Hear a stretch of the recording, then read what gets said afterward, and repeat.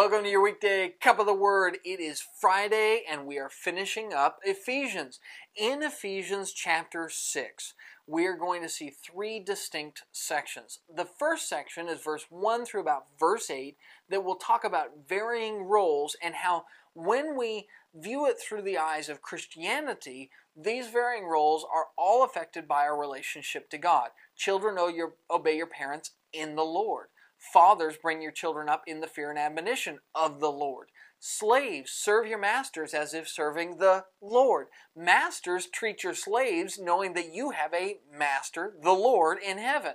And so he will take all of the typical roles and relationships that we have in life and say every single one of those, when we are in Christ, should now be viewed through the eyes of our relationship to God first. It changes everything. And then from verse 10 through 18, we have the armor of God. Paul's going to make a comparison between a Roman soldier's armor, which pretty much everybody of that time would have been familiar with seeing Roman soldiers traveling through the countryside and through the towns. And so just like you have a Roman soldier, and he goes out to war, and he puts a belt on to make sure that his clothing is all wrapped up and out of the way. He puts a chest plate on to protect his internal organs, a helmet to protect his head, feet so he can, his shoes are put on his feet so he can have traction, a sword so that he can fight, and a shield so he can defend himself.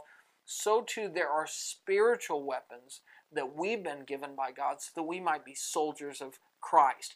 And just as those physical things have a very powerful effect on the abilities of a soldier to fight, so too these characteristics have a very powerful effect on our life as Christians. That's from verse 10 down through about verse 18.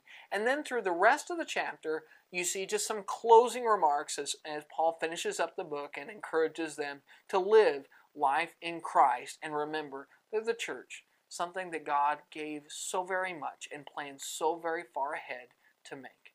That's your Daily Cup, and we'll see you next week.